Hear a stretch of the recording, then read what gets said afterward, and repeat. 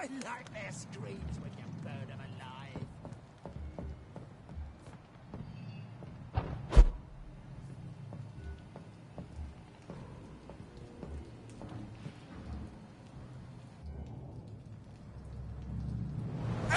It's an filthy piece of shit!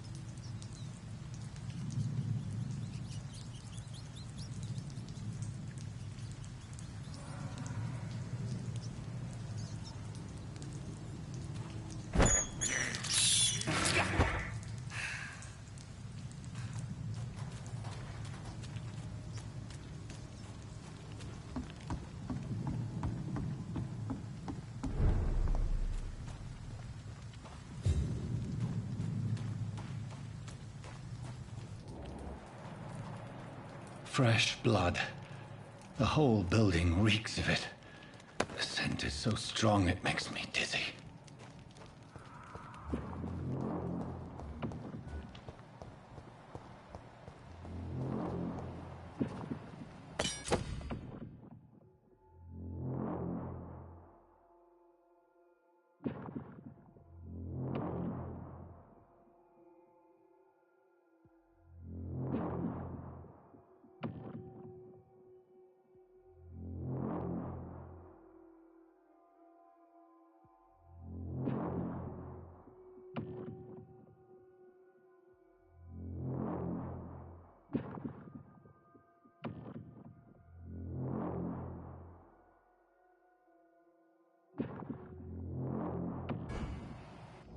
one, we shall overcome this.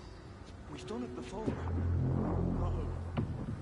I had a start tonight already and it did not quench my thirst. I must have more.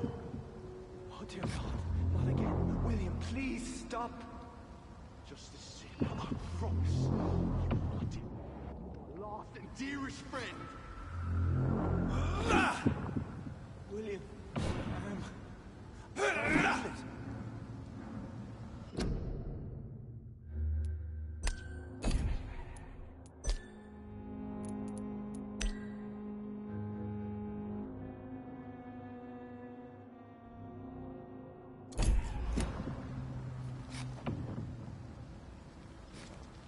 Will, please, let go of me.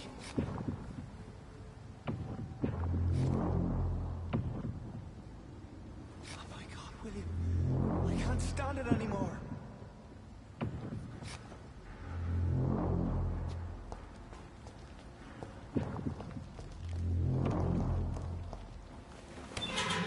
This place reeks of bloodshed. I can never harm you, Mr. Hampton. You're my This only... creature is bedeviled. I must put it down.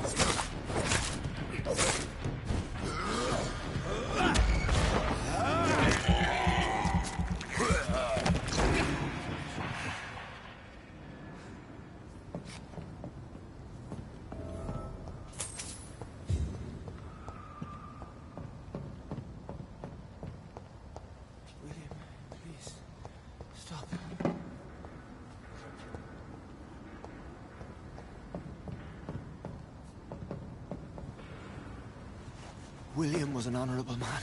I could have saved him. Mr. Hampton, are you in there? I knew him well, another lost soul, a kindred spirit. Sir, listen to the sound of my voice. I'm a doctor. You're suffering from shock.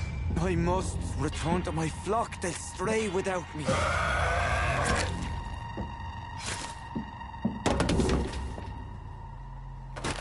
Remember, certain skulls are every bit as resistant as we are. Who are you? What do you mean by Skal? You truly are a newborn. I should have realized. Wait. You are the woman from the bar. Are you...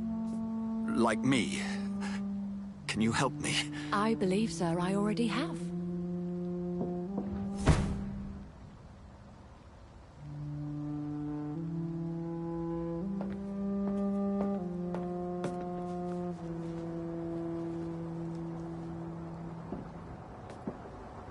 By George and the Saints, you've solved the mystery of these terrible murders.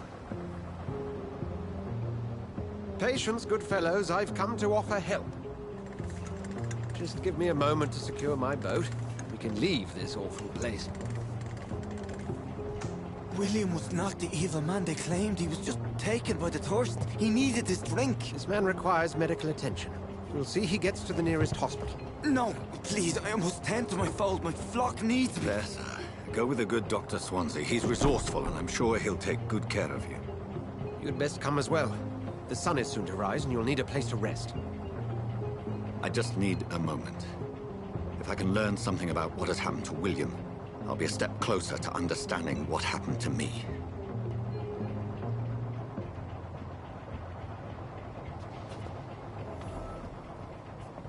This poor creature can't be my maker. Could it be some subspecies of vampire? I must find a place to analyze the blood.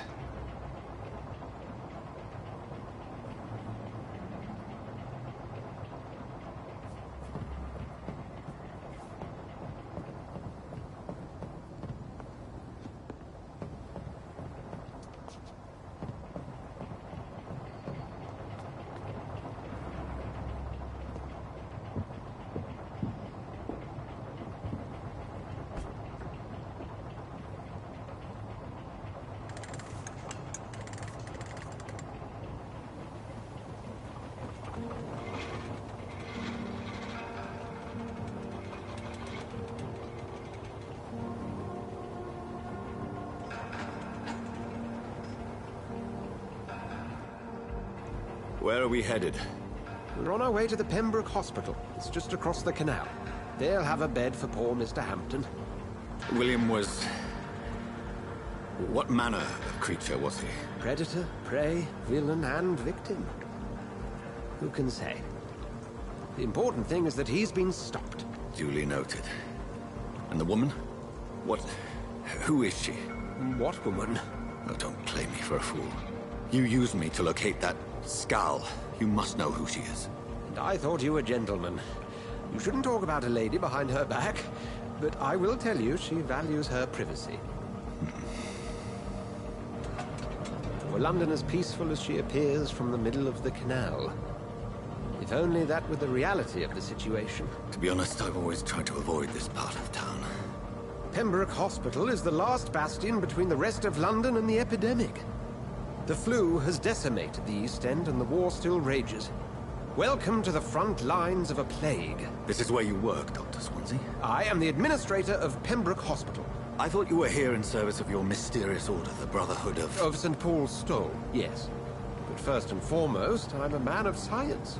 A physician, like yourself, Dr. Reed. How do you know who I am? No need for modesty. You are Dr. Jonathan Reed, a surgeon of some caliber and renown, if I'm not mistaken. You are correct, sir. I knew it! I had my suspicions. But when you took the blood sample from the corpse of poor William, I was certain. Dr. Reed. Marvelous. Have we met? I attended 3 of your seminars before the war. I have the utmost admiration for your research. And what a turn of fate. England's most esteemed blood specialist returns to London a vampire. That word, again. From a so-called man of science. I understand. Traditionally, the role of science is to refute myth, but when myth walks among us, the Brotherhood of St. Paul has dedicated its purpose to their study. There's so much for you to learn. And for that, you are right. Well, then let me be blunt. Join my staff at Pembroke Hospital. As a physician. I suspect you'll not find a better post of employment to contemplate your predicament. This is sudden. I was returning home to see my sickly mother. But alas, that was before contracting this... affliction. Dr. Reed, take a moment to consider. The post would be for the night shift, providing a good explanation for your absence during daylight hours. You'll be adequately reimbursed, and have a place to hide. I even had the forethought to bring some clean clothes. So, what do you say? It seems I have little choice, but yours is a generous offer, so I thank you. Brilliant! Oh, Jonathan, this is one for the book, and the beginning of a beautiful friendship.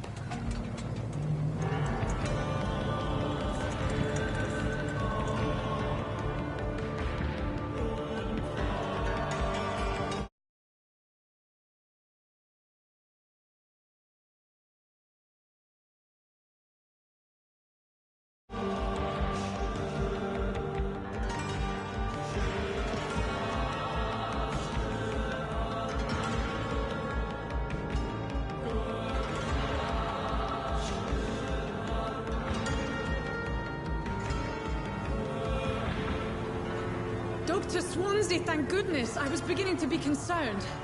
Worry no more, Nurse Crane, for I bring good news. Oh, Doctor, what a night. We lost 2 more patients. Nurse Scow said she couldn't take it anymore and resigned. Yes, well, I'll make a new rota in the morning. In the meantime, find a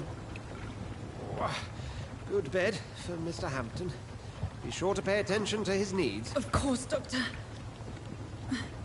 Oh, and Dorothy? Yes, Doctor?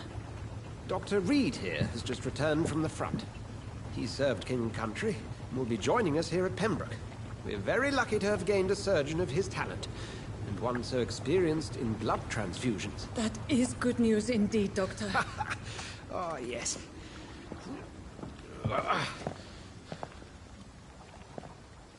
Here at Pembroke, it's not what we have, but what we haven't.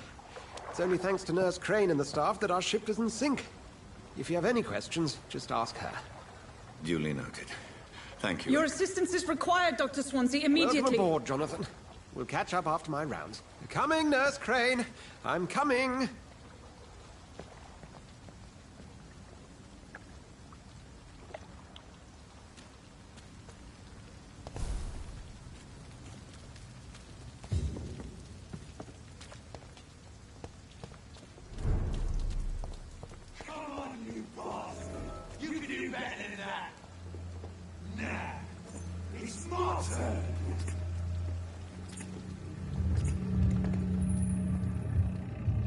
Rotten or pristine, each heart contains the seeds of life.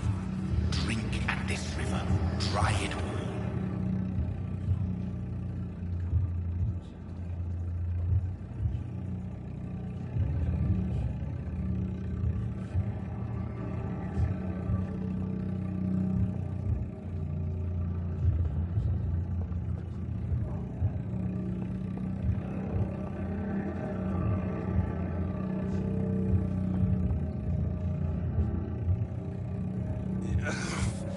Oh, come on, you bastard! I won't bite. Sir, please. You've lost too much blood. Calm yourself. You think I didn't notice? Stop your staring and get me to an hospital, you arse! Insulting a good Samaritan. Not exactly the way to get rescued.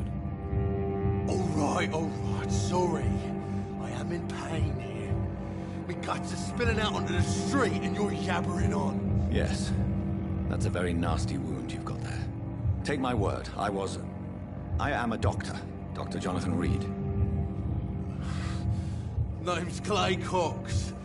I'd appreciate you helping me to a better place, Doc. Follow me, Mr. Cox. Let me assist you to that better place.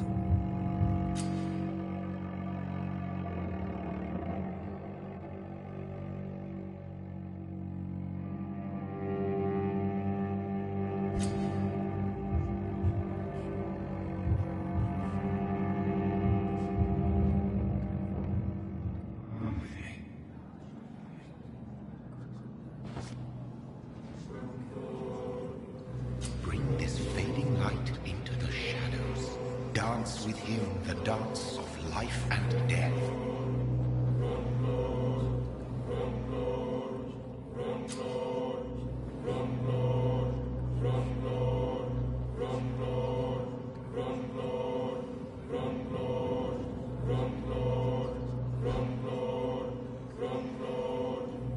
No more. Not tonight. Not like this. I will not take another life.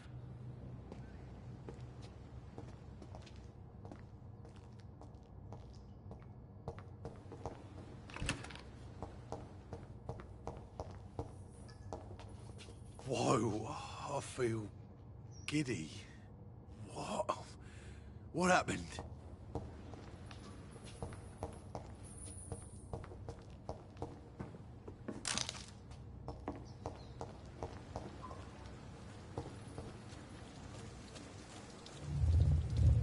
It is wise for the huntsman to sometimes let his prey go, but no famished hunter can run for long.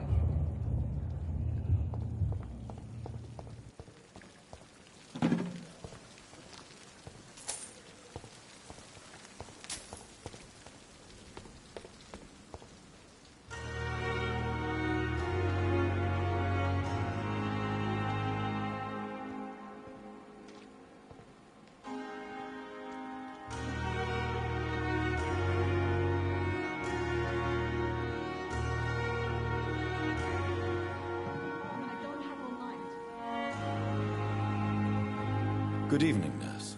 I'm Dr. Jonathan Reed, the new surgeon here at the Pembroke. Dr. Swansea has already told us about you, sir. I'm Nurse Gwyneth Brannigan. Welcome to the Pembroke Hospital. Did he really? It's a good thing I wasn't hoping to keep a low profile. All members of staff have already read about your new blood transfusion technique. Dr. Swansea made sure of that. I see. Well, I'm a little surprised, but I suppose I'll just have to deal with this unexpected notoriety. You must know, blood transfusions are Dr. Swansea's primary subject of research. He is convinced it is the future. How are things here? Not good, to say the least. We're struggling against an invisible enemy, more lethal than any bullet from a gun. It's hard, Doctor. An invisible enemy? Quite a poetic term for a disease, especially from a nurse. Sorry, Doctor. These last few weeks have been exhausting. We could all do with a good night's sleep. Do you think this hospital can survive the epidemic? We are all volunteers here, and we're trying to hold fast, but how do we beat an invisible killer?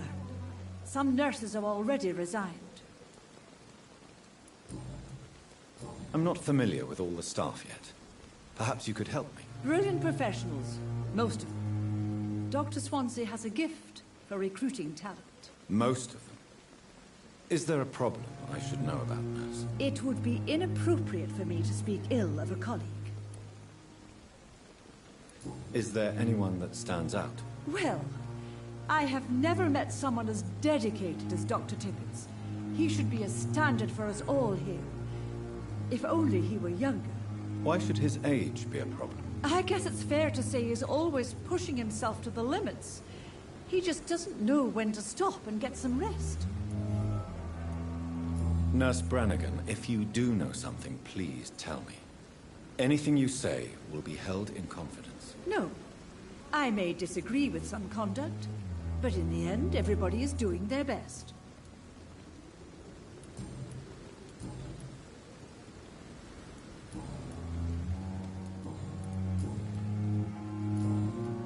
Goodbye, nurse. Call me if you need assistance. Come on, I don't have all night.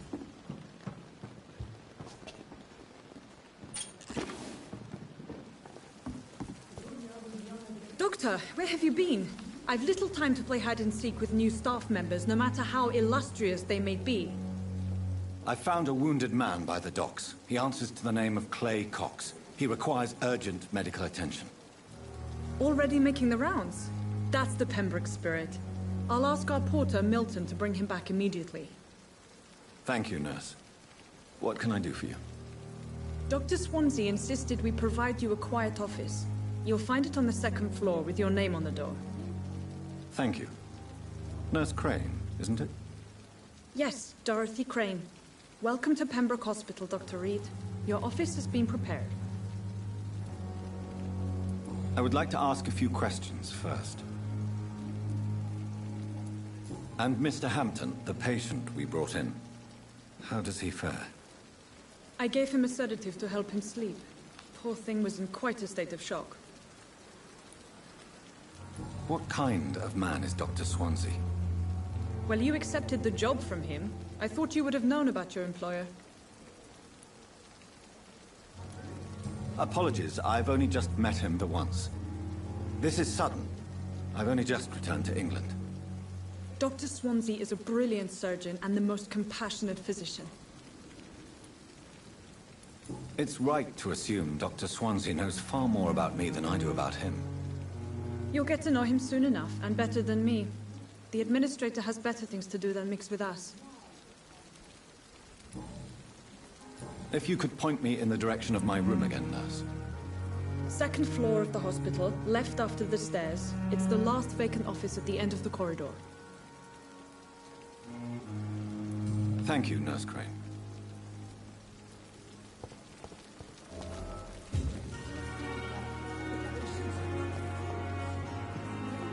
Good evening, sir. I'm Dr. Jonathan Reed. I'm new here. I've already heard about you, Dr. Reed. I'm Milton Hooks. The ambulance driver for this shithole of a hospital. That's quite a blunt introduction, Mr. Hooks. You can call me Milton. I like to speak my mind, Dr. Reed. Perk of the job. Don't judge me, and I won't judge you. I'm not sure I understand what you're talking about. Well, I'm no doctor, but I'm pretty sure a gun can't be used as a surgical instrument. You have a keen eye. I learned to shoot during the war, and have carried one ever since. Old habits die hard. No need to explain, Dr. Reed. And if you ever need a better gun, remember, I may have something for you. How is the situation around here? You want to hear the situation is all right? It's fucking awful. We lack everything, and it's getting worse every day. Are you really smuggling weapons through the hospital? And why not? I've already been attacked by patients, you know. And by gang members willing to steal my money. But you're not defending yourself. You're selling guns to civilians. You keep people alive your own way, Doctor. I offer them another way to protect their health.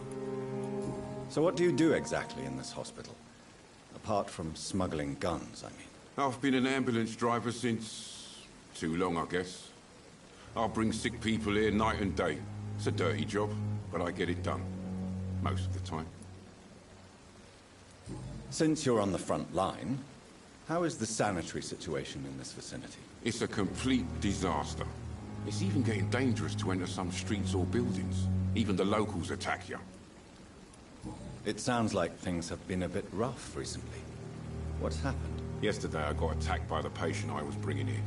I escaped through the hospital's garden, but I lost my wallet when I was running. You left an infected patient outside the hospital? That's incredibly dangerous. Go there yourself if you want, but be careful, Doctor. I'd rather not bring your dead body back.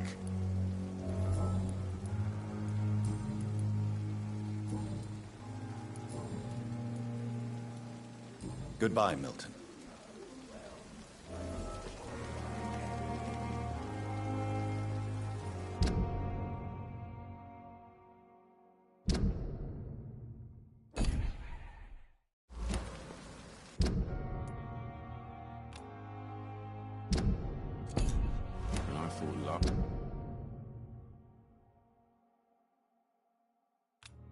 Summer's epidemic was difficult.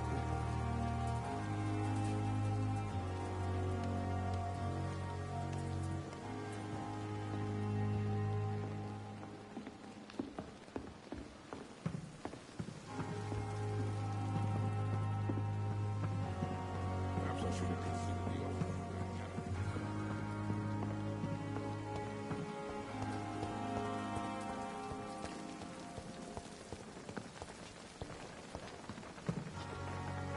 Good evening, sir. So it is true. The famous Dr. Reed has joined us. I can't think of any better news during these terrible times. Do we know each other? Actually, yes. We met once before, at the Rockefeller University in New York. Dr. Tippett, yes, I remember. I was assisting Professor Carell in his research about coronary bypasses. He had nothing but praise for you. He was also very confident about your future. And look at you now. Eminent surgeon and blood transfusion specialist. What is the Pembroke Hospital situation? And please, speak freely. This hospital is not exactly the best of London. I'm sure you are used to working in a better environment.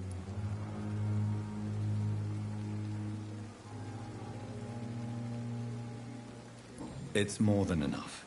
In any case, the personnel of a hospital are much more important to me than the building. Don't be misled by appearances, Dr. Reed. This hospital does not lack talented people. It just lacks hope. What can you tell me about the staff in the hospital?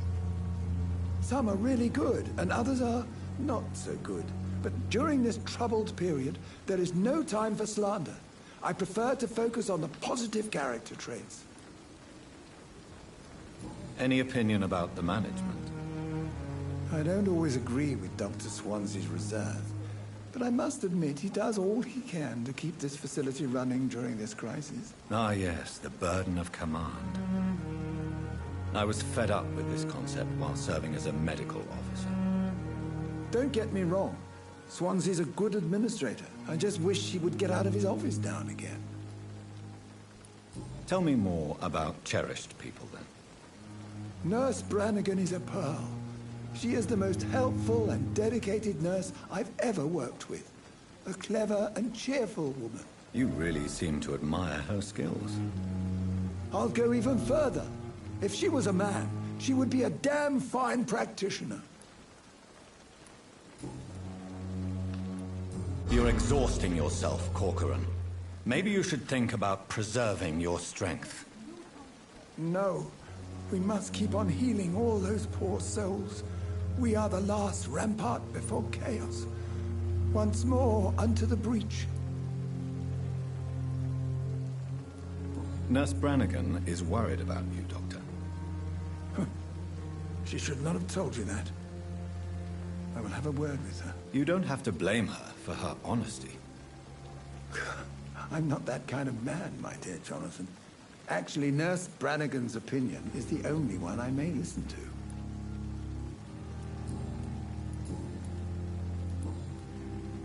Goodbye, Dr. Tippett.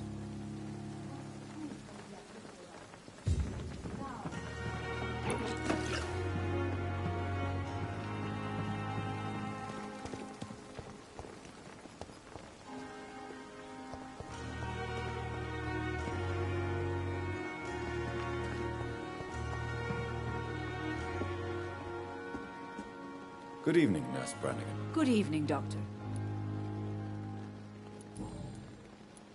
Why does Dr. Tippett claim you're the main reason he keeps working, despite his fatigue? If it wasn't for him, I probably would have left the Pembroke years ago.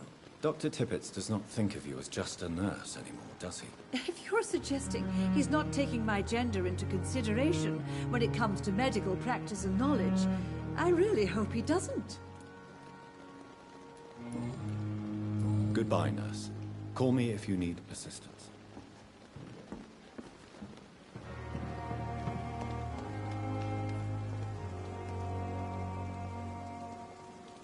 Dr. Swansea is right. This place seems perfect to conduct my research.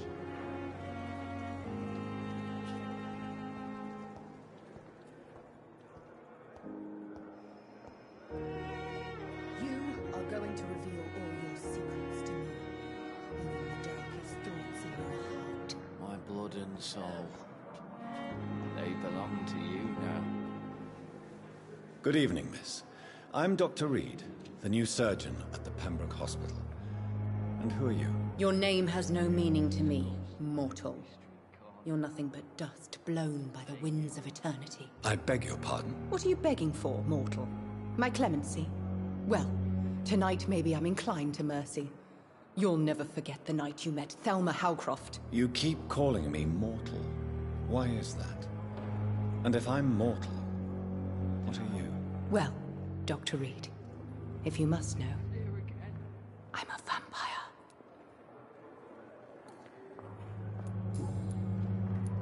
And why do you believe you're a vampire? I don't need to believe anything. It is what I am.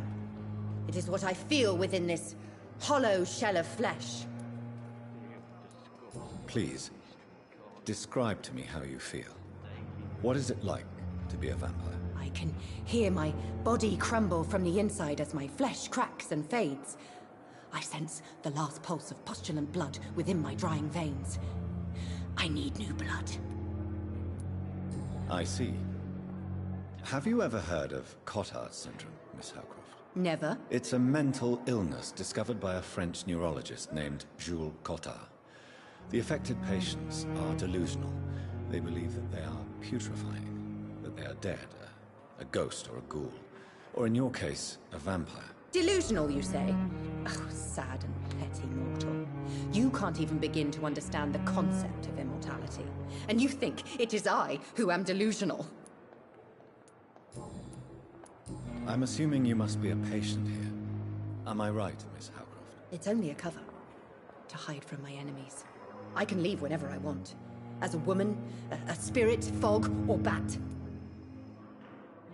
The staff here are not your enemy. They're here to help you, to care for you. I'm not speaking of the doctors in white. I'm am speaking of the men and women who hunt me, for I am a vampire. I see. Don't worry. These people will not find you here. I'll personally make sure they leave you alone. Thank you, mortal, but do not interfere with them, for you are no match for those that hunt me. Who are these enemies you mentioned? Can you describe them? I cannot say for sure, but I sense their eyes on me from nearby. I feel them watching me every time I visit the garden near the morgue.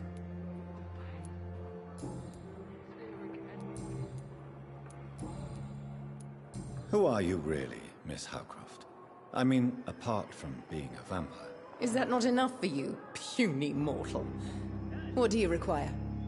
Proof of my powers? I'm curious to know who you were before becoming a vampire. It was such a long time ago, I don't remember. Centuries of unholy life can have strange effects on one's minds, you see? Do you require my services, Miss Howcroft? I have no need for your medicine, Dr. Reed. Blood is the only drug I need.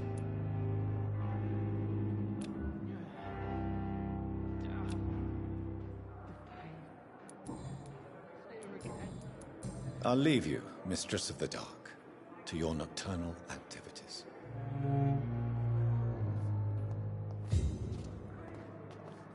Good evening, sir. Can I help you? Unless you're here to fix my face. No. I don't think you can help me. I'm Dr. Reed. I've recently taken the position of head surgeon here. War injuries, am I right? You guessed right, Doctor. German shell took my pretty little mug right off. But they still call me Thomas Elwood. How is your stay with us, Mr. Elwood? Oh, it's bliss.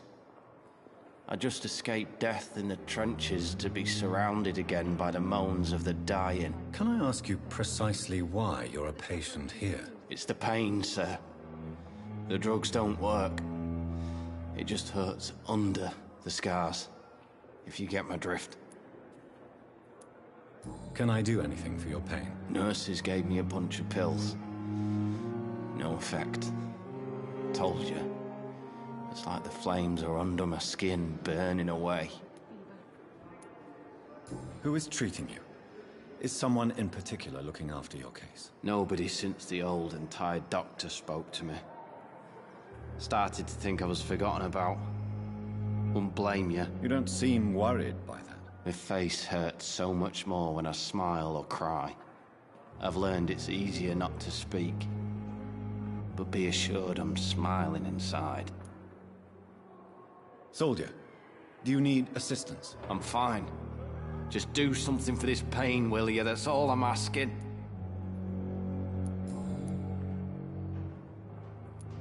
How close are you to Miss Hawcroft? Are you aware that she thinks she is a vampire? To wait for her next nibble is the best reason to stay here. Every time she approaches my bed, she treats me like something tasty. A normal person. Aren't you afraid? She may hurt you if the game goes too far. She's quite harmless, I can assure you. Her head's broken inside is all. While I'm busted on the outside. But she's still beautiful. Living proof that there's hope for me. So do you let her bite you? You know that's not sanitary. And why not? She's only supping a few drops of me blood. And the pain, it's real for once. She could decide to bite less willing patients. Then it's another good reason for me to stay here, Doctor. You do realize she's mentally disturbed. It's called the Cotard syndrome. She truly believes she's a vampire. In her madness, she never refers to my scars. And frankly, if I could, I'd join her world. It seems much more fun than the real one.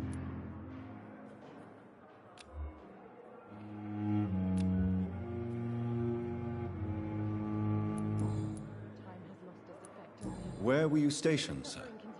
Did you serve for long? I really don't want to talk about all this shit. No offense. I was pushing too much. I served in France myself. I just wanted to know what happened to you. You were an officer, weren't you? Then I doubt we fought the same war, sir. No offense.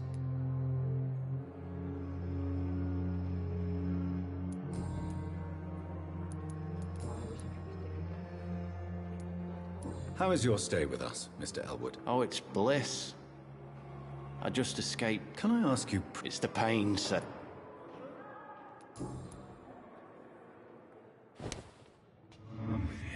Time has lost its effect on me, but the suffering continues.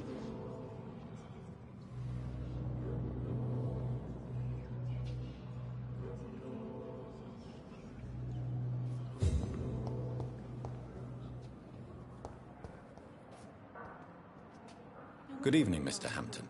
How do you feel? Dr. Reed, is it? Oh, sir, I must apologize for my behavior. What do you mean? I was not myself in the factory. Fear and exhaustion made me say awful things to you, I'm afraid. You remained perfectly nice and polite. A little delirious, perhaps. But who wouldn't be after enduring an abduction? Thank you, Doctor. That's a relief. Now all I need to do is rest and return to my flock. Have you made friends since you arrived? Not really, but I recognize Miss Harriet Jones. I knew her when she lived by the docks. That poor woman had such a miserable life. You never came to see her here at Pembroke. Receiving visits when sick can be an important part of the healing process, you know. We're not just bodies. You're preaching to the converted now, Doctor. To be truly honest, I thought she was dead. She left the docks many months ago. How do you feel, Mr. Hampton? Medically speaking, I mean. I feel exhausted. Beyond exhaustion, actually. William drank so much of my blood in his madness. I feel... empty. You're in good hands here. Dr. Swansea is well versed in blood transfusion, and I'm sure he'll take the best care of you. Thank you, sir. I believe all I need is rest. And then I can go back to the people who need me.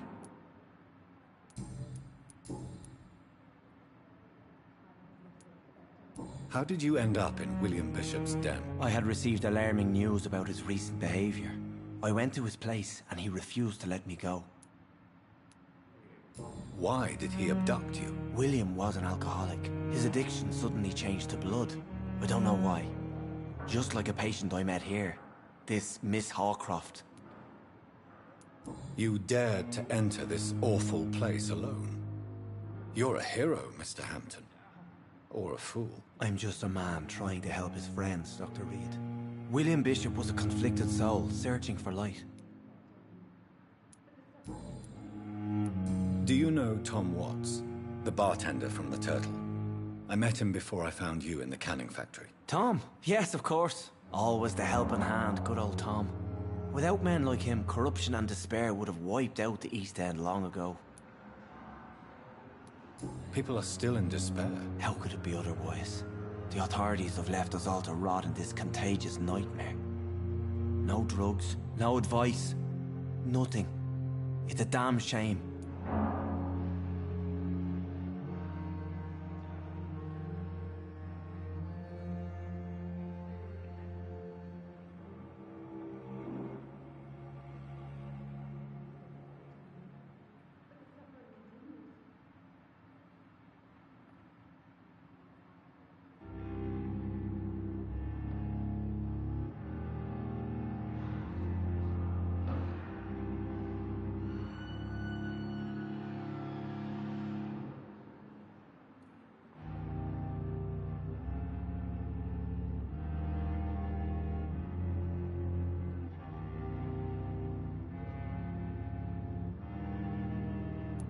Who should I avoid in this part of town, then?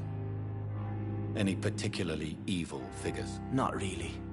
Most men and women are just doing their best. And it's not my habit to speak ill of people I know, Doctor.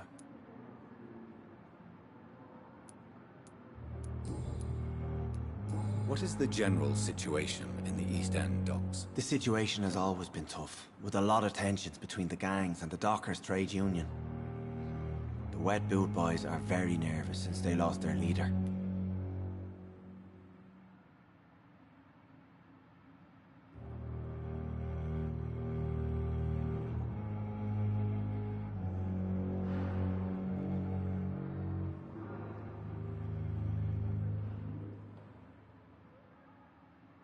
Who leads the gang now? Since Clay Cox went missing, it's his wife Edwina who runs the show, with the assistance of her minion, Booth Digby. Has the gang been threatening you? Ah, no. I've had this nickname for so long, you know, the sad saint of the East End. No one dares to bug a saint, not even criminals.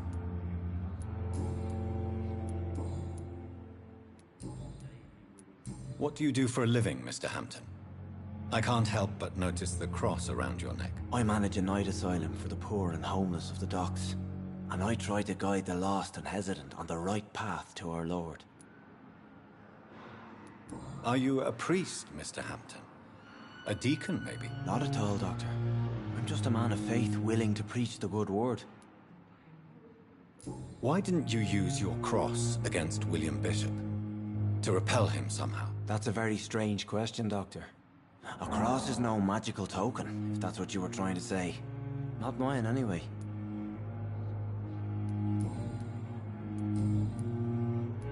Goodbye, Mr. Hampton. We'll talk again later.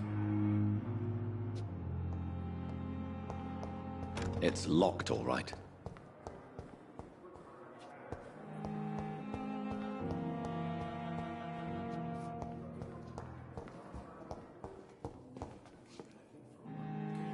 Good evening, Doctor. I believe we're going to be working together. Dr. Reed. Dr. Swansea informed us of your arrival, but I could not dare to believe we'd have such good fortune. Such an honor, sir. Thank you.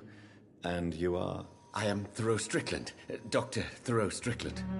I'm a great admirer of your work, Dr. Reed.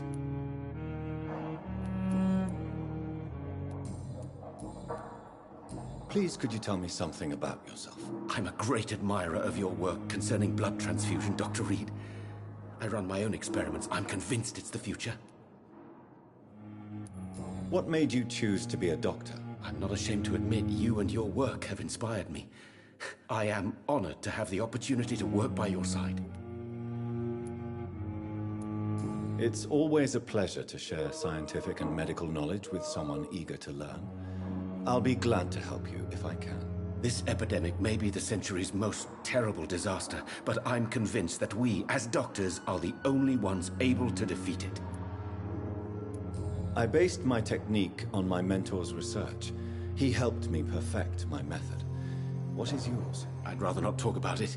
For now, it's just theories and first approach.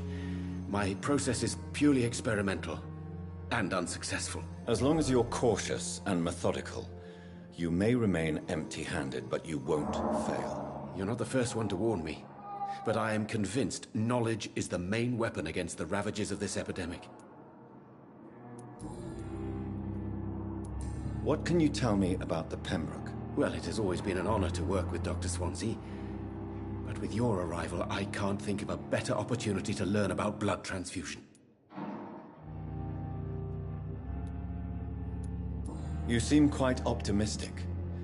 It's a rare and precious attitude in these difficult times. I'm convinced that this epidemic is a test of endurance and dedication for us men of science. Questions remain about our capacity to resolve the situation. True. Last summer, during the first wave of the epidemic, I used to joke with Milton about the extra work. We're not smiling now.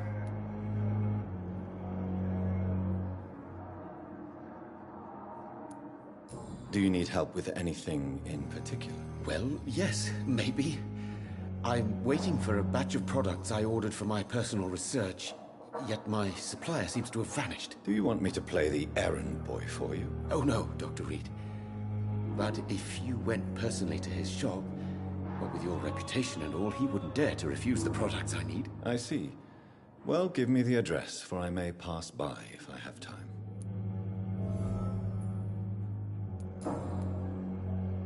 Do you need my medical attention, dear colleague? You don't have to worry about me, Dr. Reed. I am here to assist you, not to be a burden.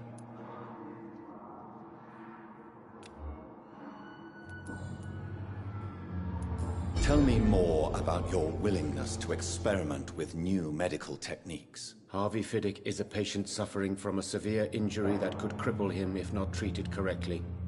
I'm convinced your blood transfusion technique could help him. What is it you really want? To save him, or to prove your point? Fair question. I want nothing but to save my patient, Dr. Reed. Especially since I know Mr. Fiddick's story. This personal involvement could also appear to be a lack of impartiality. You must know that a good surgeon must remain neutral. I agree. But that does not excuse Dr. Aykroyd's behavior. A man who did not even take time to converse with his patient. Do you think keeping his distance was a mistake? All I know is that I'm taking care of human beings with desires, hopes, and fears. Not some biological machine comprised of blood, bones, and flesh. Tell me Mr. Fiddick's story. Our first diagnosis was compromised because Mr. Fiddick lied to us about the real origin of his injury. He first claimed it was an accident. But why would he hide such crucial information from us? Because he is a proud father, ashamed of putting his children at risk because of his own negligence.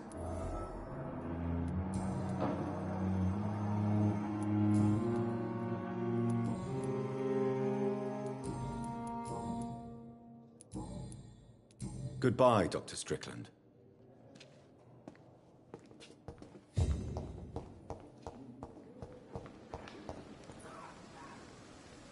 Thelma Howcroft said she was being watched by vampire hunters. Where are they hiding? I should investigate. Good evening. I'm Dr. Reed. Always a pleasure to meet a colleague, sir. Especially when he was supposedly dead. A colleague? Are you a doctor, too? Not anymore, sir. I used to be Dr. Rakesh Chadana. Now, I'm just Mr. Chadana, pawnbroker and humble guardian of this morgue. What do you mean, you used to be a doctor? Was your license revoked? No, sir. It is just that I like to be precise. I run a little pawn shop while taking care of the dead. But I used to be a real doctor.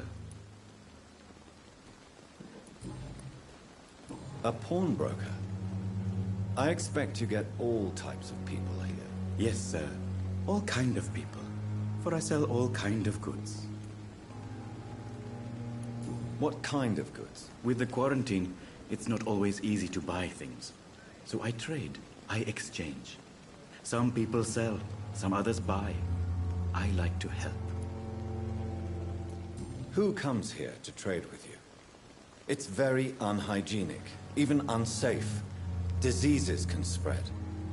For the customers, for the hospital. I'm very cautious, sir. I've been a doctor, remember? And all my clients are good people. In fact, I think I only know good people.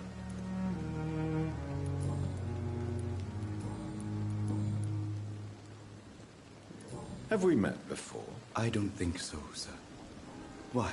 When we first talked, you said you were glad to meet me since I was reported dead. Funny story, sir. Your sister came here a few nights ago. You were missing, and she was looking for your body. She must be very relieved now. Are you afraid or uneasy being surrounded by so many corpses? Why should I? These bodies are empty vessels. Flesh left to decay. Poof. No soul anymore. All gone. How did you get this job? After I left the army, I worked as an undertaker down by the docks. A dangerous place with many an unpleasant business there. Milton Hooks helped me get a job here. An interesting point of view. And quite an exotic one, too. Most people fear, or at least have a respect, for dead flesh. Sir, as a medic during the war, I learned to face my death and the death of others. It's the pain we have to tame, not death itself. Do you work here alone? Yes, very easy work, sir. All I have to do is watch a few bodies.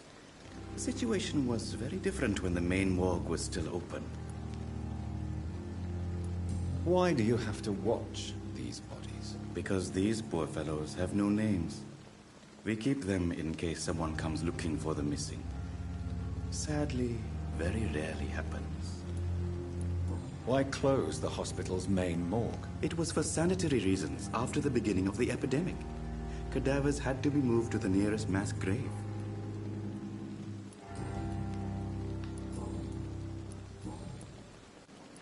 Since you're not afraid of dying, do you believe in life after death, Rakesh? No.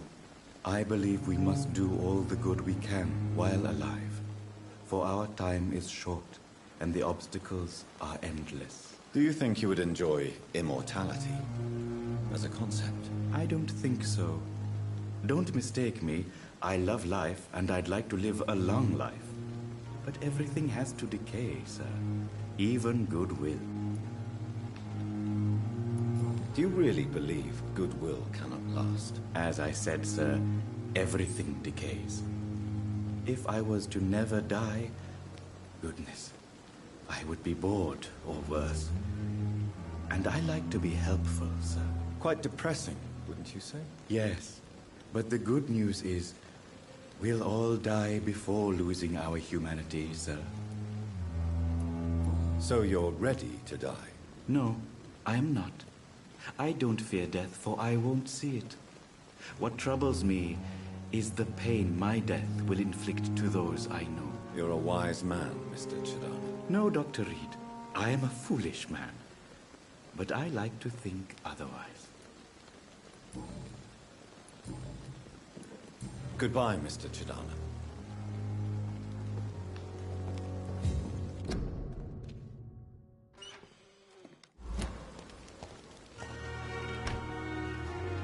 I'm sorry you ended up on my plain and cold medical bench, sir.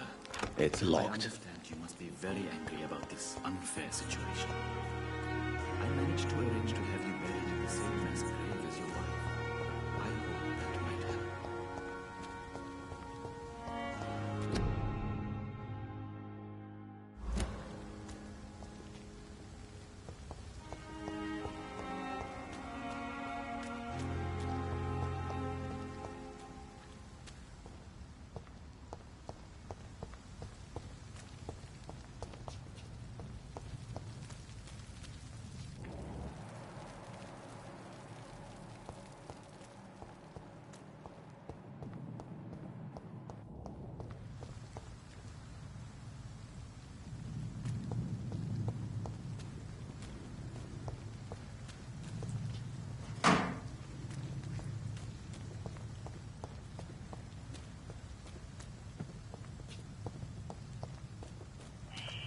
Scowl voices in the garden. I should investigate. If they were to find somebody.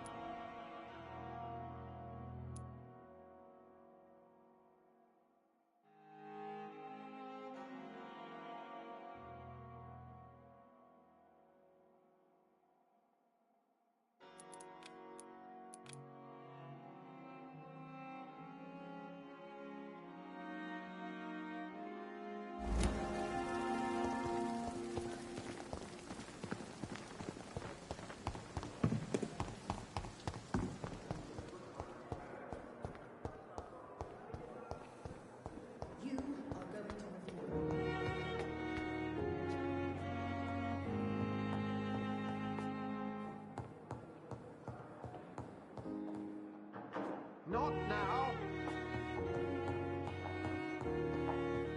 It's locked, all right.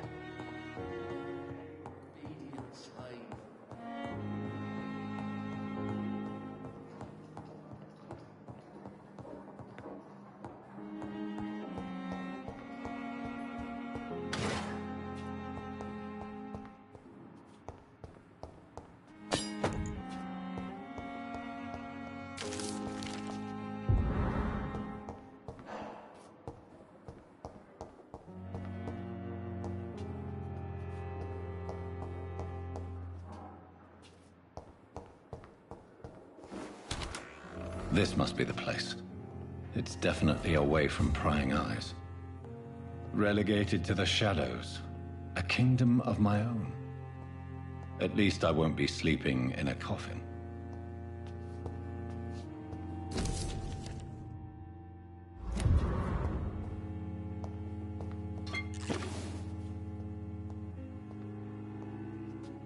The flower's dying. It needs water.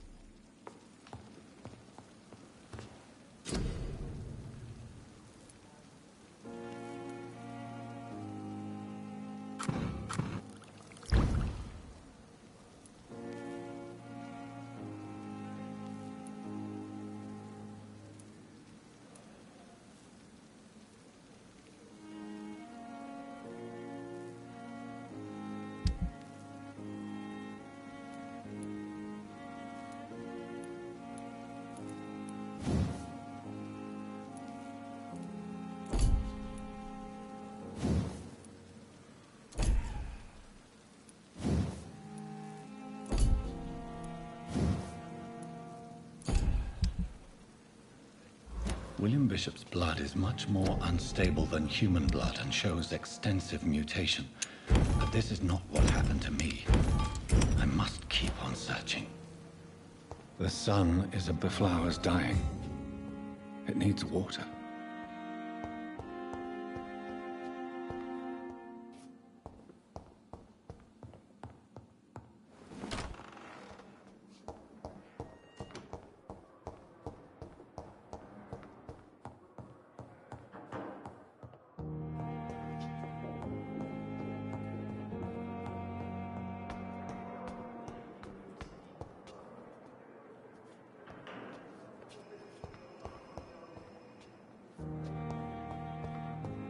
It's locked, all right.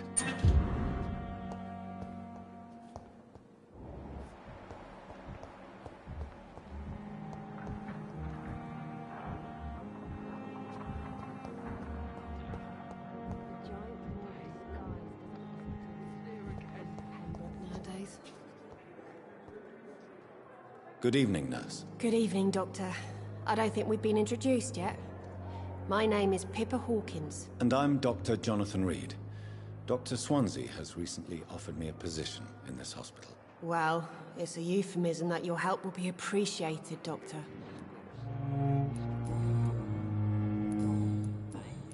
How would you describe the situation at the Pembroke Hospital? It's serious. The flu is wreaking havoc amongst the staff and patients. We are running out of everything. Nurse Hawkins, the Spanish flu won't last forever.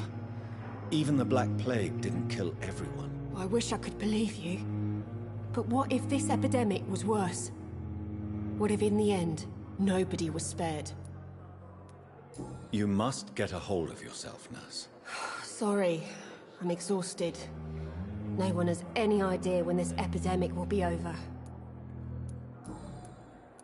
How long have you been a nurse? Well, long enough to see that the epidemic is winning.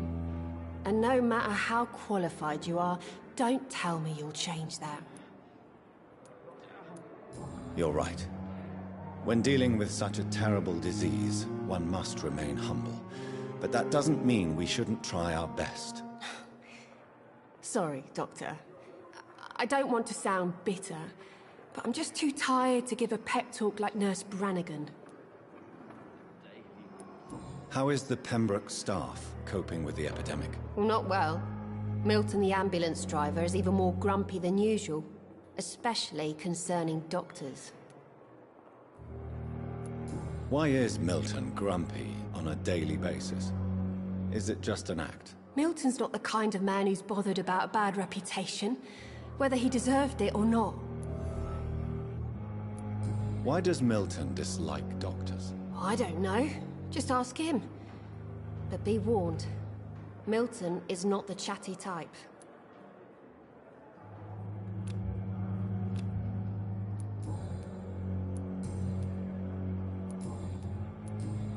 Goodbye, Nurse Hawkins. Disgust on every street corner. The daily routine.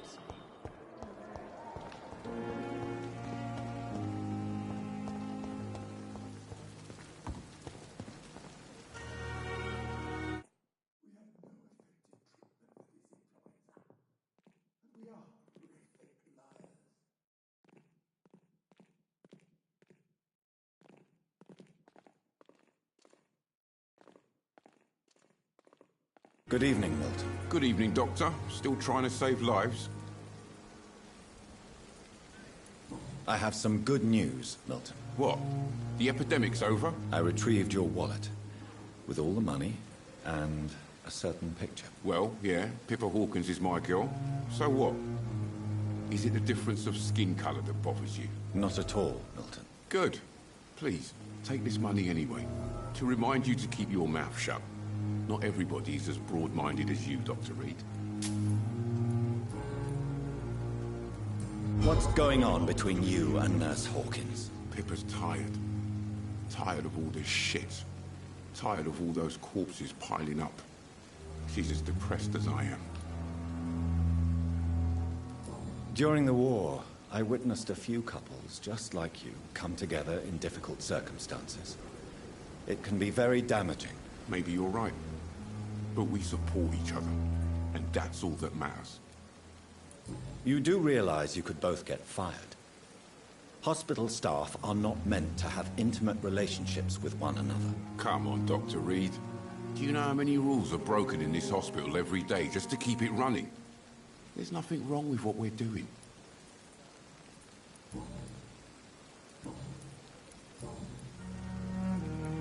Why do you have such a mediocre reputation among your colleagues, Milton? Fuck them. Nobody knows the horrors I've seen since working here. This city was sick long before the epidemic, Dr. Reed. I know it's a difficult task, but correct me if I'm wrong. Is this not the job you are paid to do? I've seen babies left to die while their brothers were properly fed. Underage girls and boys sold to all manner of perverts. I'm sorry, I don't know what to say. Yeah, exactly. We lack words. So excuse me if I don't look on the bright side of life.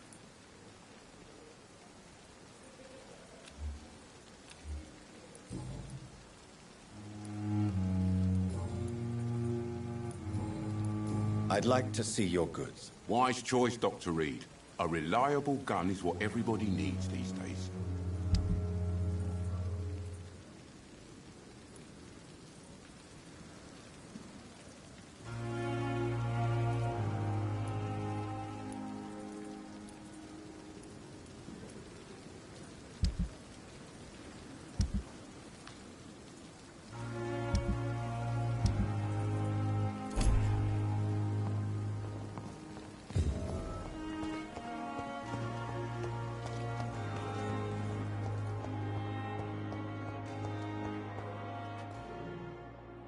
Good evening, Nurse Hawkins. Good evening, Dr. Reed.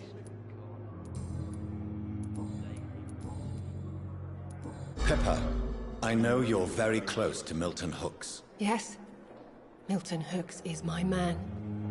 If you want to report me for that, just feel free, Doctor. I have no intention of reporting you, Nurse Hawkins. But are you aware of the risks? The rules say I won't be allowed to work as a nurse anymore. But here at the Pembroke, we break rules all the time. Is he worth the risk? Hey, I'm no perfect woman, and Milton is not the finest bloke. But we do our best to get by. That's all any of us can hope for nowadays. Goodbye, Nurse Hawkins.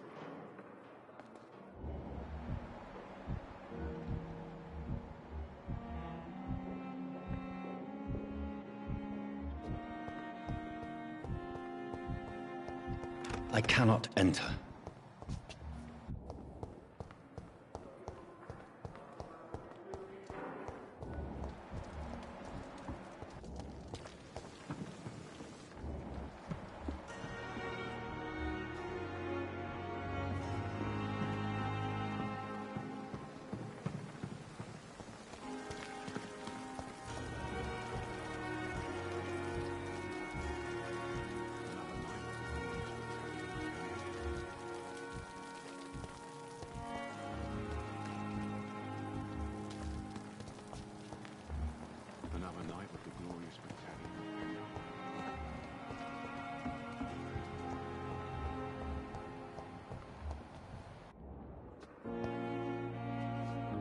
Good evening, sir. I'm Dr. Reed. I believe we're going to be colleagues. Reed? Yes, I've been informed about your arrival. I'm Waverly Ackroyd. Welcome aboard, I suppose. Does my arrival inconvenience you in some way, Dr. Ackroyd? Let us just say that I don't particularly share Dr. Swansea's enthusiasm for hiring you. What we need here are reliable professionals, not overrated dabblers.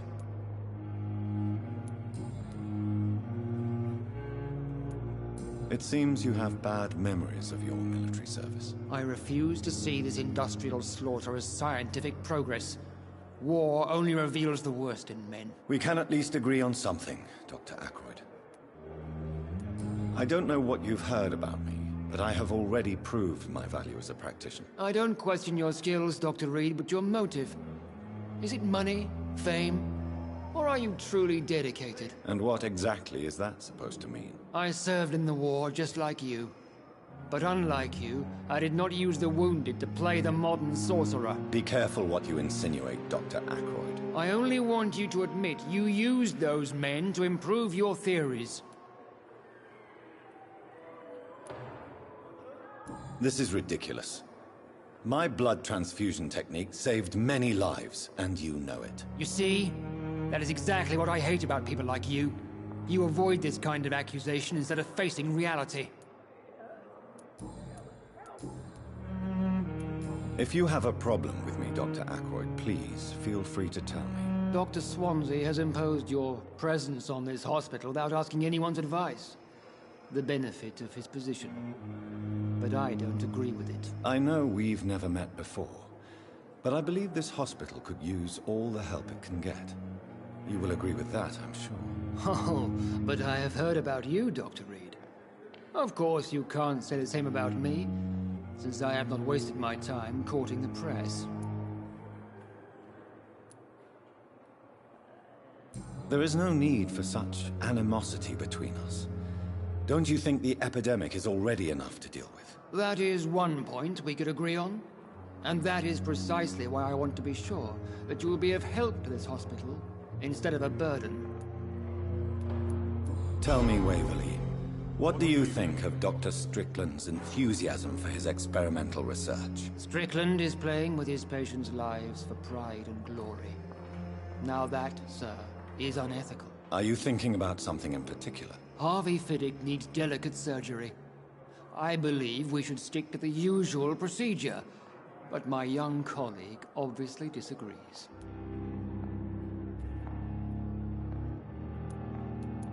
Why do you wish to lead this surgery? I strongly believe that Mr. Fiddick should not be butchered to test an unproven procedure. If you are going to lead this surgery, I'm trusting you to assume the consequences of your actions, whatever the result. I'm not the kind of man who runs away from his responsibilities, Dr. Reed. There is no need for you to be looking over my shoulder. And are you not afraid that your rivalry with Strickland may be blinding you? Rivalry? I guess you could call it that. But I will never be childish enough to let my personal feelings affect my judgment.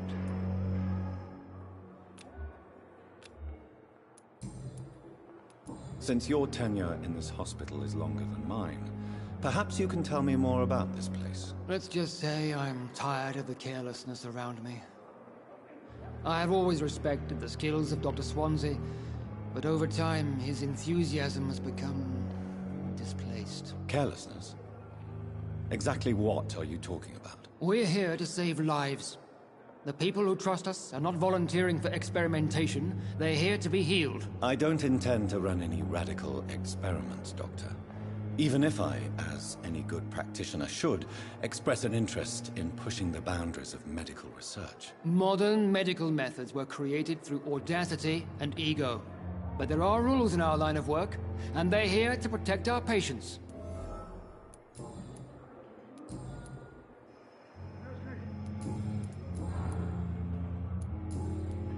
Thank you for your time. We'll talk later.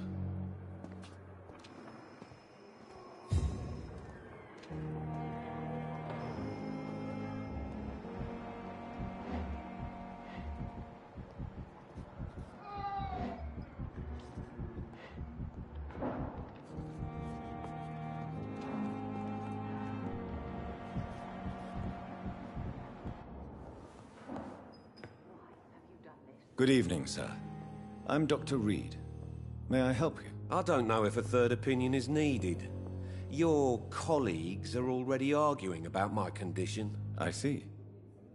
Would you mind telling me more about your situation? I'm Harvey Fiddick. All I want is to get me bloody arm fixed properly. Tell me about your injury, Harvey. Why do you feel so guilty about it? My wife died because of me. And now I may lose everything because I've been careless enough to hurt myself. What an arsehole. How could your job be responsible for your wife's death? I was working a double. She went out to bring me a hot meal and got caught in a German bomb raid. You can't hold yourself responsible for your injury, Mr. Fiddick, unless you tried to hurt yourself. Of course I didn't hurt myself. But I can't work until my arm is fixed. My children need to eat, Doctor.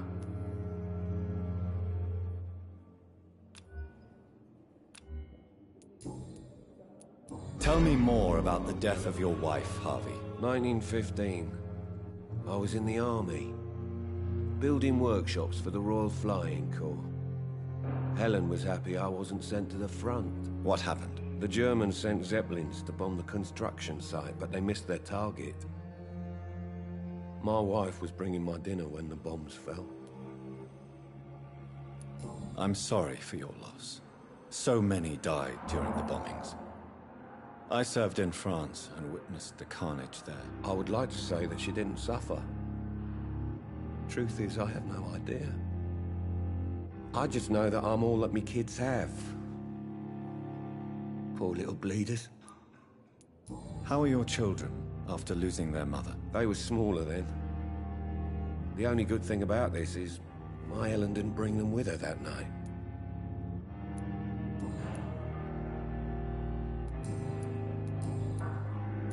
Tell me about yourself, Mr. Fiddick. I'm just a regular guy waiting to get his arm fixed, so I can return to work and to my family. I was more curious about what you were doing before being hospitalized. I'm a carpenter, and a good one too. But that means I need both arms to feed my family, Dr. Reed. Tell me about the doctors who are arguing about your case. Strickland and Aykroyd. They both want the best for me, but there's a lot of pride there. Doctors are no different from carpenters, it seems. What do you mean? I often had professional arguments with rivals on a building site. Difference is I disagreed about wooden nails, not flesh and bones. Are you satisfied with your treatment here? Well, It's clear that I've chosen a bad time to be injured. Forgive my bluntness, but you seem overwhelmed by cases of the flu. I won't lie to you about it. I'm afraid we are. Are you sure you don't want to operate yourself, Dr. Reed? I have the feeling you're very capable. And your colleagues seem to think so too. In other circumstances, you would be right. But for now, I don't think I can take on the responsibility. My apologies.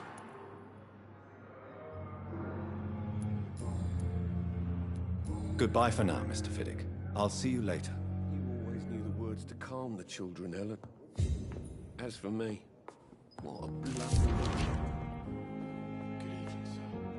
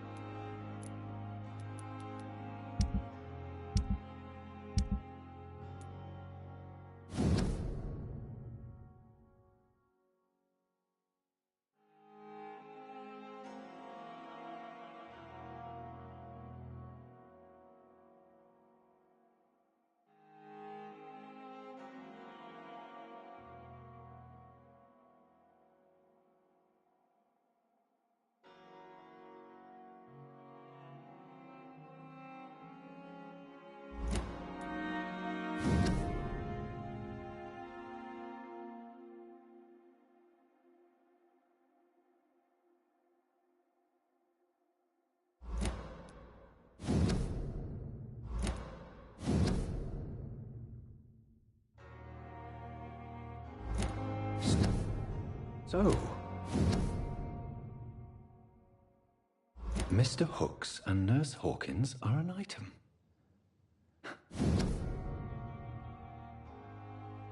Those two have hidden their affections well.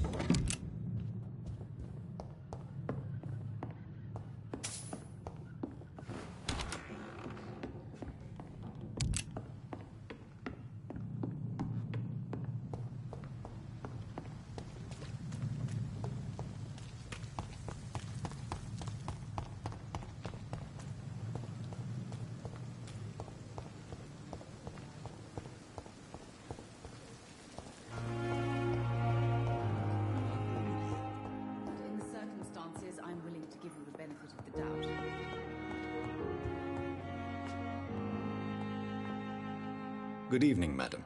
Can I help you? It's my son who needs you, sir. I'm Dr. Jonathan Reed.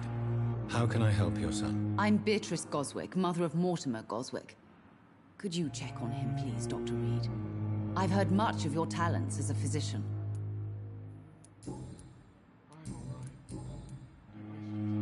What can you tell me about yourself, Mrs. Goswick?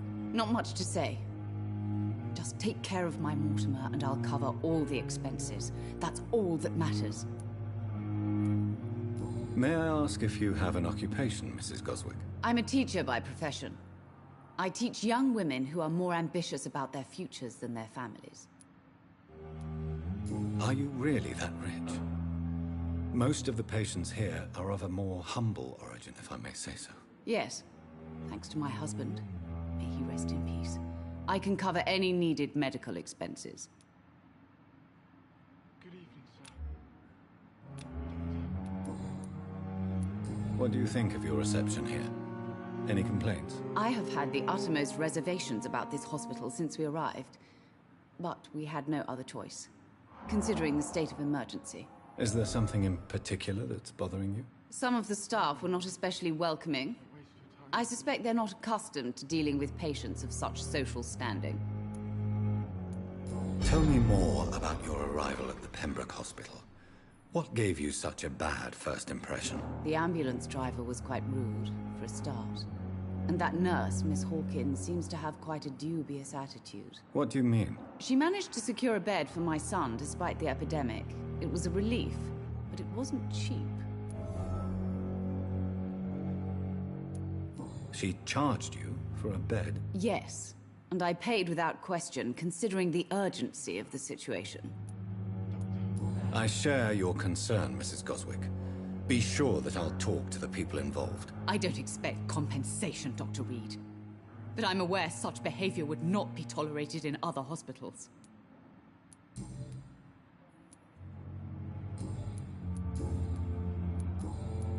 Goodbye, Mrs. Goswick. Good evening. I'm Dr. Reed. Can I help at all? No. Really? Why are you here, then? I don't want to talk. My throat hurts too much. I suppose that this pain is the reason you're here. Is someone taking care of you? Yes.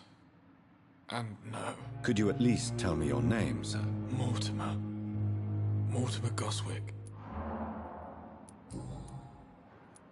Tell me about yourself, Mr. Goswick. I don't want to talk, Doctor.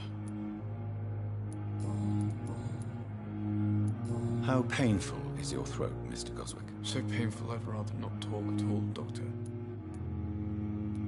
I'm sure you realize a doctor and his patient have to communicate, sir. Would it help if I gave you some paper and a pen? Not really. I see. Then maybe it's not just your throat that hurts, Mr. Goswick. Perhaps your sore throat is just the consequence of something more hurtful. Yes, maybe. But I don't want to talk or even write about it now. Why did your mother have you hospitalized here? She seems convinced this is a bad hospital. My mother just wants the best for me. She won't rest while I'm here. She'd go all the way to hell and back to help me. Is your mother bothering you? As your doctor, I can ask her to leave you alone if you would prefer. That's tempting, Doctor. But you have no idea what my mother is capable of. She would tie herself to my bed if you asked her to leave.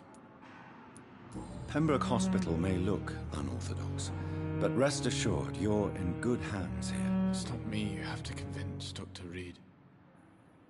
It's my mother.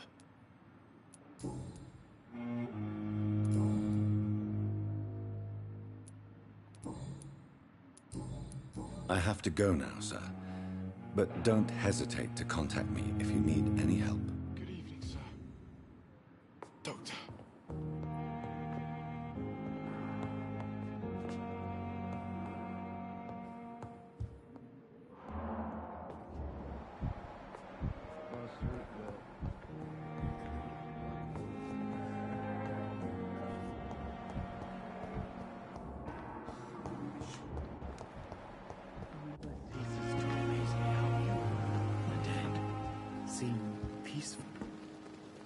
Good evening, Dr. Reed. Such a pleasure to see you again.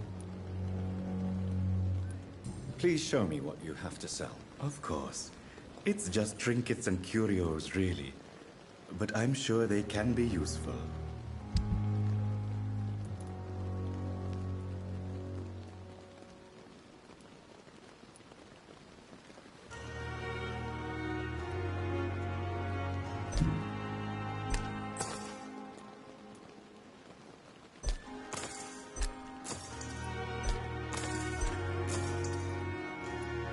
Tomorrow, more bodies will arrive and then sadly depart.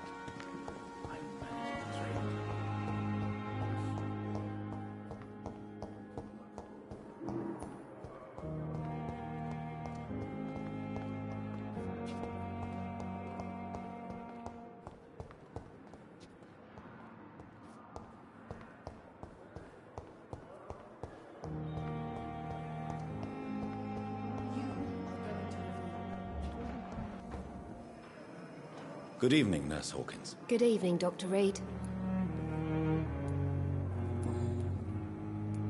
Pepper, are you sure you want to leave this hospital? To become a nurse was a little girl's dream. But in the end, I don't feel that useful. I want more. I want to make things change. You should be proud of what you've achieved. This hospital represents hope for many people in need of help. Maybe you're right. But at the moment, I feel like we're just a cemetery waiting room. What steps are you prepared to take to feel more useful? I don't know yet. My sister believes that the real fight is in the streets nowadays. Maybe she's right. Maybe this is what I must do.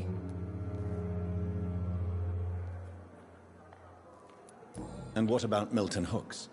Does he share your point of view? For Milton, any change means more comfort and more peace. I disagree.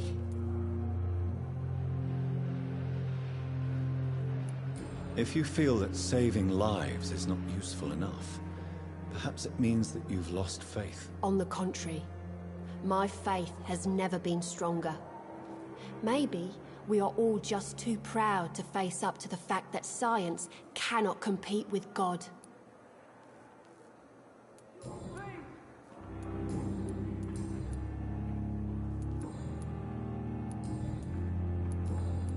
Goodbye, Nurse Hawkins.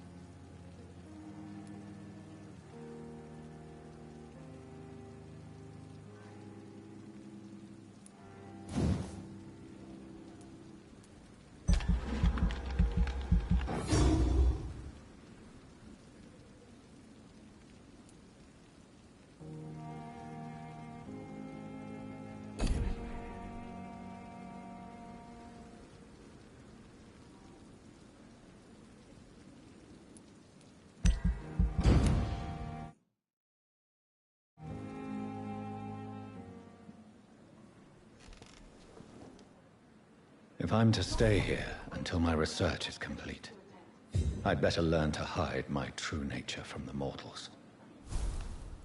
But what about my thirst for blood?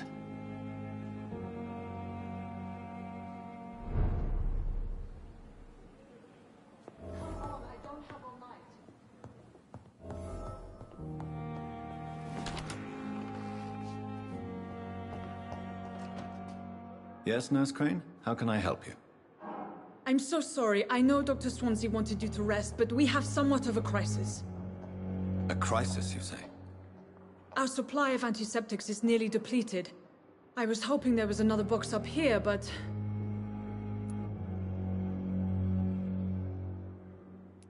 Sorry. There's nothing here. Some of the patients won't last the night without them. Honestly, sir, I'm beside myself. I may have a solution. In France, during the war, drugs shortage was a daily problem, and we had to use our wits to overcome the shortages. However do you mean? If combined correctly, certain household chemical products can be used in a pinch instead. Now, where's the hospital storeroom? The storeroom? Fat chance. This is the Pembroke, and space is luxury we don't have. Everything used to be stored in the old morgue. Perhaps I should look there first. Where is this morgue? It's the large building behind the hospital. You'll need to go in the back door because it's been sealed off for sanitary reasons. Take this key. It opens a small back entrance at the end of a narrow street. The abandoned morgue behind the hospital. A small door at the end of a narrow street. On my way then. Thank you, nurse.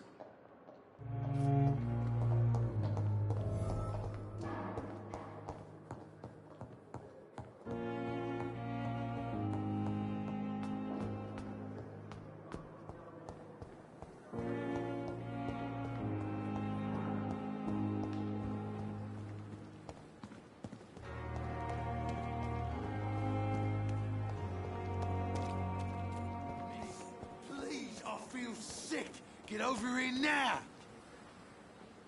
Good evening, Mr. Cox. Dr. Reed. Still working at night, I see. I like that. And why is that? People who don't sleep at night always seem more alive to me. More interesting, one way or another.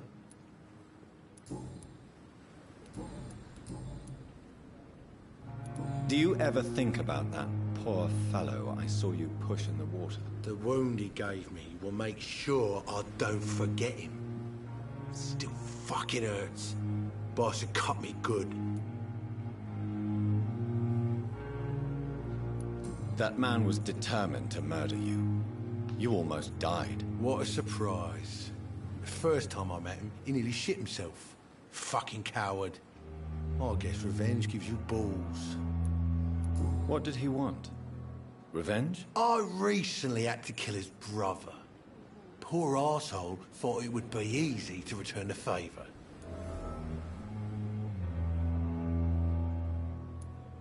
Only the strongest survive, then? Survival at all costs. Is that all you think about? I'm the toughest bastard you'll ever meet, Dr. Reed. And I don't give a fuck what you think of me. How is your hospitalization going, Mr. Cox? This is a shitty place with shitty staff. But as long as I'm treated all right, I'll be fine. What's wrong with the Pembroke staff? That bastard you sent to bring me here, Milton. I thought he was going to break all my bones before I reached my bed. I see. Any other smart comments? The nurses aren't too ugly. Especially that foxy one, Nurse Crane. Pretty brunette, tough attitude, all like that. What's wrong with the hospital? Come on, Dr. Reed. The place is a dump. Smelly, sad, and dirty. But you're alive thanks to the efforts and dedication of the staff here, aren't you? What are you expecting, a medal? I thought that saving lives was just part of the job. Must be an unsatisfactory profession at this time, I'm sure.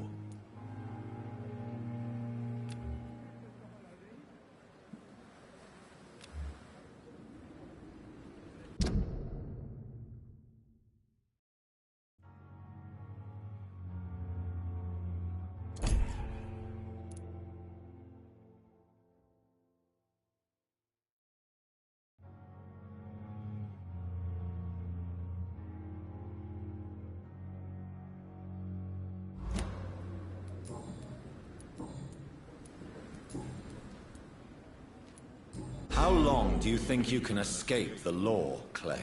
I know this city like the back of my hand, Doc. I know its streets, who to pay, who to avoid, and who to bully.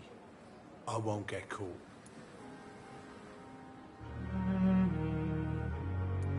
We can't escape the consequences of our actions. The past catches up with us in the end. I ain't afraid of death. I don't hide who I am. I live my life honestly, which is more than I could say for most folks. And who are you, then? I'm the leader of the Wet Boot Boys. One day, I'll leave this shitty place and punch in the face all who thought I would not come back.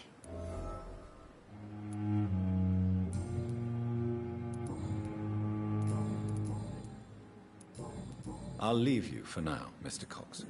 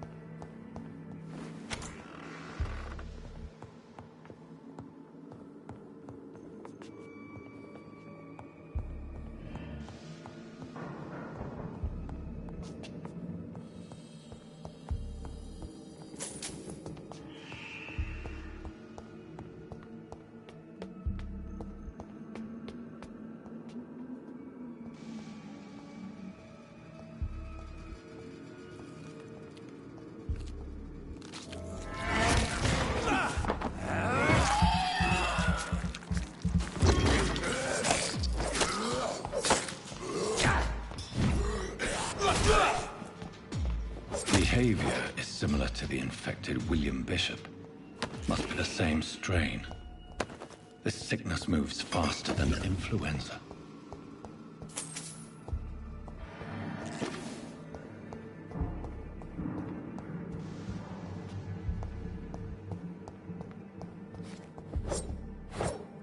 It's locked, all right.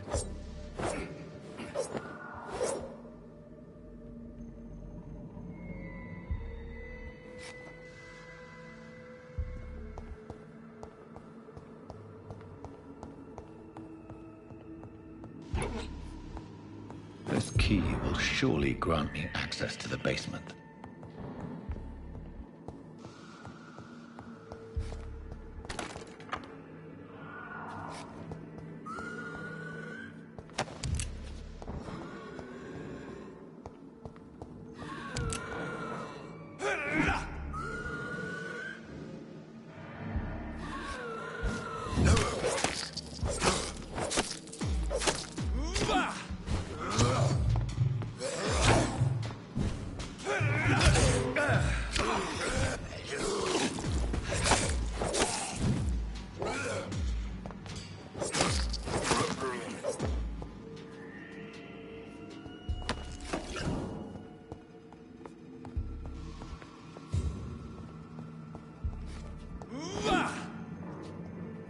balls of Mars. Fortifiers.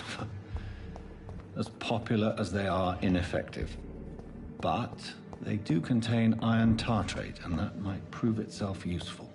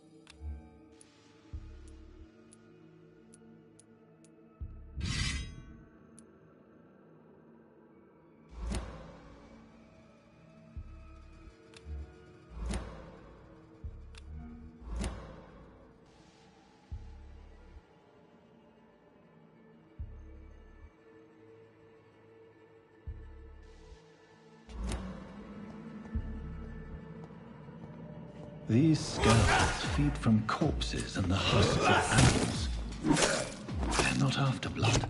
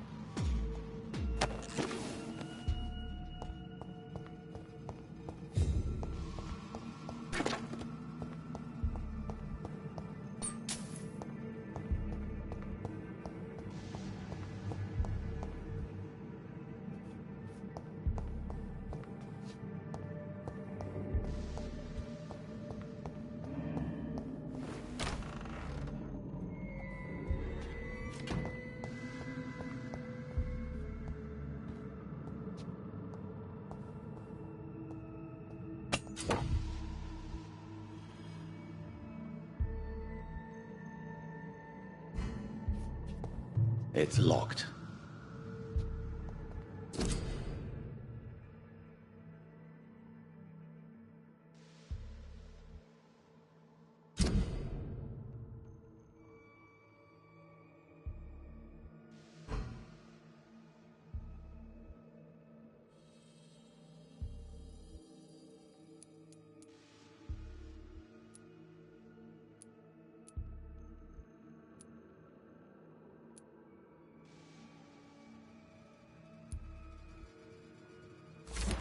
Mr. Connor's injuries don't match the report. I'd better look into this.